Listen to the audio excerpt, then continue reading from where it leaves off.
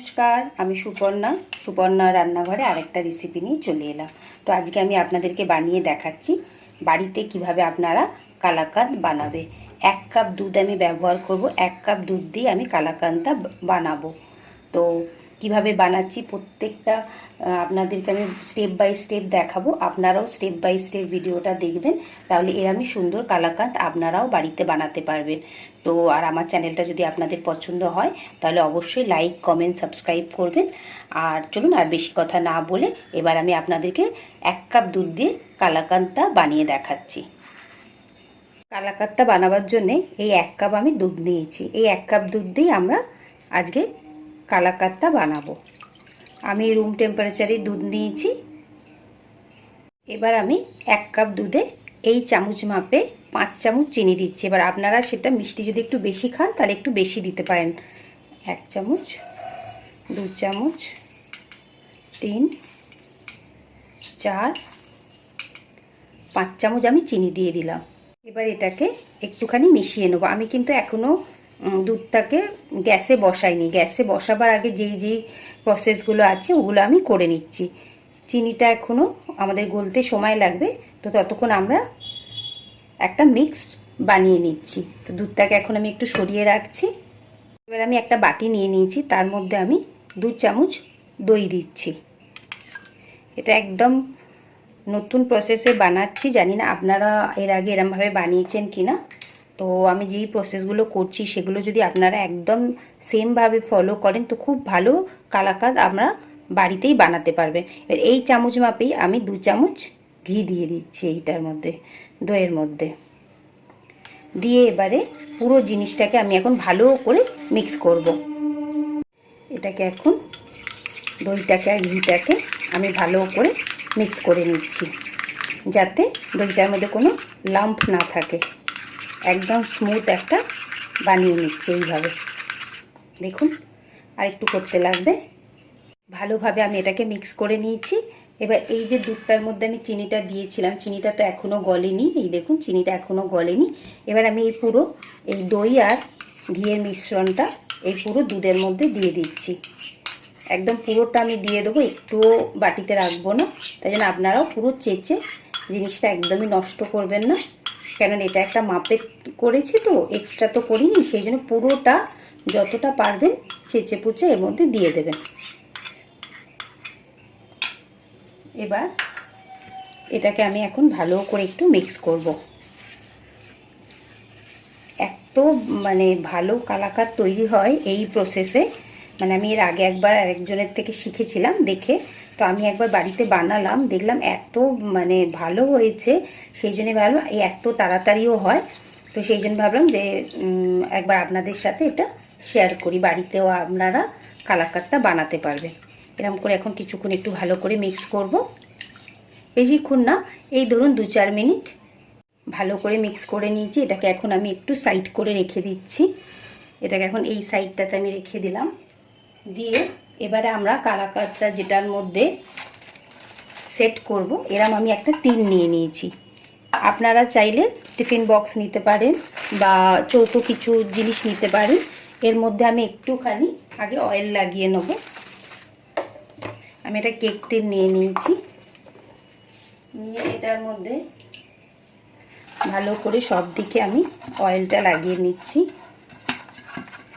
আপনারা টিফিন বক্সের মধ্যে করবেন। চৌকো জিনিস হলে কালাকাঁদটা তো চৌকো চৌকো শেপের হবে, তো শেপটা দিতে ভালো হবে। আমি লাগিয়ে নিলাম।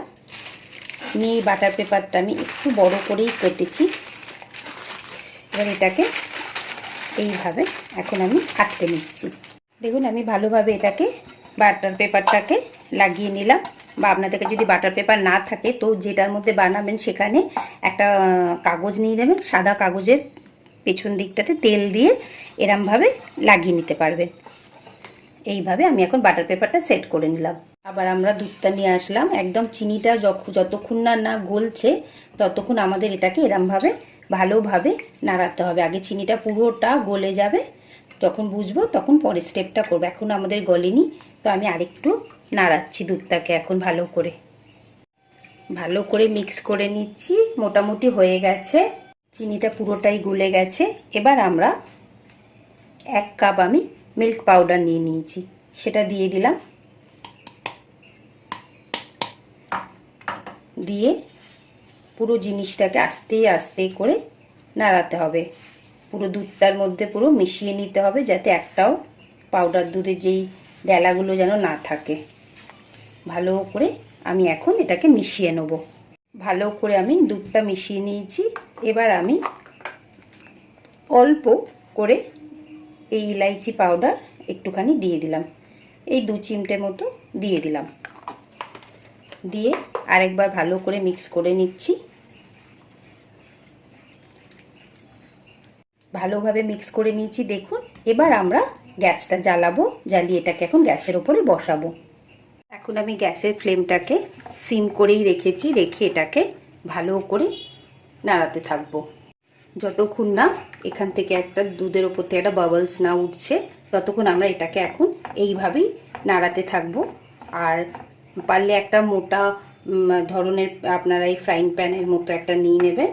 একটু মোটা হলে কি হবে, নিচটা ধরে যাওয়ার চান্স থাকবে না। কালাকাঁদ তো সাদা রঙের হয়, না হলে নিচটা ধরে যেতে পারে। তো মোটা ধরনের কিছু একটা কড়া বা কিছু একটা নিয়ে নেবেন। এখন দুধের মধ্যে একটা বাবলস হচ্ছে, আমি ক্যামেরাটা একটু সামনে নিয়ে গিয়ে আপনাদের দেখাচ্ছি। এই স্টেজে আমরা এখন গ্যাসটাকে একটু ফ্লেমটাকে বাড়িয়ে দেবো, দিয়ে জোরে জোরে নাড়তে থাকবো। দেখবেন কালাকাঁদে যেমন একটা দানা দানা ভাব থাকে, তার মধ্যে আসতে থাকবে। তো গ্যাসটাকে আমরা এখন মিডিয়াম করে দেবো, দিয়ে এটাকে এখন ভালোভাবে নাড়তে থাকবো। এই স্টেজে দেখুন একদম বাবলসের মতো হচ্ছে। ভালো করে চতুর্দিক থেকে নাড়তে হবে, নাহলে একদিক লাল হয়ে যাবে, আবার আর একদিক হবে না।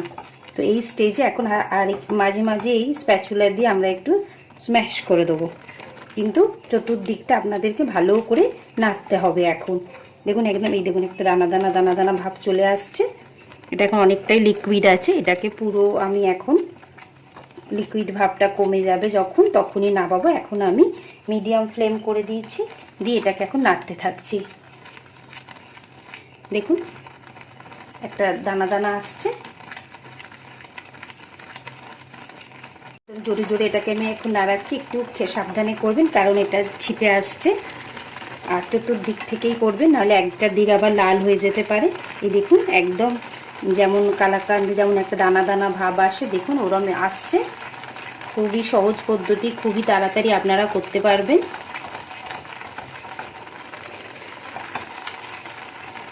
এইভাবে এখন আমি এই লিকুইডটা অনেকটা আছে, এটাকে একটু ঘন করে নেব। আরও কিছুক্ষণ আমি একটু নাড়াচাড়া করব। দেখুন একদম কালাকাঁদের মতো হয়ে গেছে। আর 1 মিনিট মতো নাড়াচাড়া করে একদম ড্রাই করে দেবো না, আর একটু লিকুইড ভাবটা থাকবে, তখন আমি গ্যাসটাকে বন্ধ করে দেবো। আপনারা অবশ্যই এটা বাড়িতে একবার ট্রাই করবেন, আর আমাকে জানাবেন যে টেস্ট কেমন হলো। আমি আপনাদেরকে তো টেস্ট করাতে পারছি না, তো আপনি অবশ্যই আমাকে কমেন্ট করে জানাবেন যে আপনাদের কালাকাঁদটা আপনারা বানিয়েছেন কিনা বা কেমন টেস্ট হয়েছে, আমার ভালো লাগবে। এবার আমি গ্যাসটা এখন বন্ধ করে দেবো। দেখুন একদম কালাকাঁদের মতো হয়েছে না?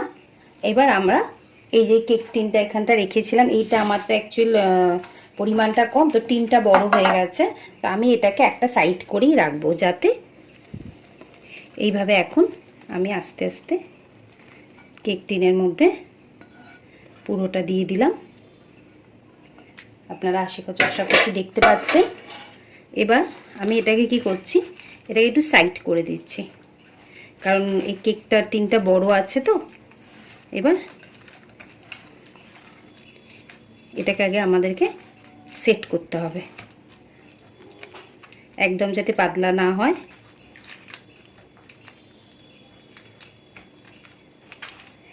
এইভাবে এখন এটাকে আমি সেট করছি ভালো করে। আপনাদের এই কারণে আমি ভিডিওটা এখানে কাটছি না, যাতে আপনারা ভালোভাবে জিনিসটাকে দেখতে পারেন। ইভেন এইভাবে জিনিসটাকে আমি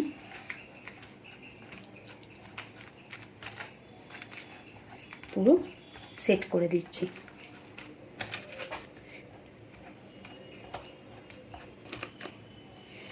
এটা যদি আপনারা একটু বেশি কোয়ান্টিটিতে বানাতে চান তাহলে হয়তো জায়গাটাতে ধরে যাবে। আমার যেহেতু আমি অল্প 1 কাপ দুধ দিয়ে বানিয়েছি, আপনারা যদি 2 কাপ করেন তো সব পরিমাণগুলো একটু ডবল করে নেবেন, করে দিলে এরকম সুন্দর কালাকাঁদ আপনারাও বানাতে পারবেন। পেস্তা আর বাদাম একদম এই যে গুঁড়ো করে নিয়েছি, নিয়ে এরমভাবে ওপর দিয়ে একটুখানি ছড়িয়ে দিচ্ছি, দেখতে সুন্দর লাগবে। একটু বেশি করেই দিচ্ছি। কেমন লাগলো আপনাদের রেসিপিটা আমাকে অবশ্যই আপনারা বলবেন। বেশি করেই দিয়ে দিচ্ছি, আপনারা এখানে যদি শুধু পেস্তা দিতে চান তাও দিতে পারেন। আর একটুখানি গোলাপের পাতা আমি ওপর থেকে ছড়িয়ে দিচ্ছি। আপনারা ড্রাই রোজ যেগুলো পাওয়া যায় গোলাপের পাতা শুকনো, সেগুলোও দিতে পারেন। আমার বাড়িতে ছিল, আমি সেই জন্য সেটা দিয়ে দিলাম, দেখতে যাতে একটু সুন্দর লাগবে। কেমন লাগছে অবশ্যই আমাকে আপনারা বলবেন। আর এটাকে এখন আমি, যেহেতু এটা গরম আছে, এটাকে তো এখন ফ্রিজে রাখতে পারবো না, এটাকে এখন বাইরেই রাখছি, কিছুক্ষণ সেট হয়ে যাক, তারপর আমি আপনাদেরকে এটা কেটে দেখাবো। 8 ঘন্টা রেখেছিলাম, কালাকাঁদটা একদম জমে গেছে। এবার এটাকে আমি আপনাদেরকে প্লেটে তুলে দেখাচ্ছি। কালাকাঁদটা একদম পারফেক্টভাবে তৈরি হয়েছে। এবার আমি আপনাদেরকে একটু কেটে দেখাচ্ছি। এইভাবেই একদম আপনারা বানাবেন। দেখুন একদম ঝপ করে এটা কেটে গেল। আর রেসিপিটা কেমন লাগলো অবশ্যই আমাকে জানাবেন। আর যদি পছন্দ হয় তাহলে লাইক করবেন, কমেন্ট করবেন, সাবস্ক্রাইব করবেন। দেখুন কি সুন্দর দেখতে হয়েছে, পারফেক্ট কালার হয়েছে। এবার এগুলো আমি প্লেটে তুলে আপনাদেরকে দেখাচ্ছি। এক একটা করে আমি প্লেটে তুলছি, তুলে আপনাদের পুরো পারফেক্টভাবে আমি দেখাচ্ছি। দেখুন কেমন সুন্দর হয়েছে, দেখুন এটাও দেখুন। আর আমার চ্যানেলটা যদি আপনাদের পছন্দ হয় তাহলে লাইক, কমেন্ট, সাবস্ক্রাইব করবেন। আবার আরেকটা নতুন রেসিপি নিয়ে খুব তাড়াতাড়ি আমি আসবো।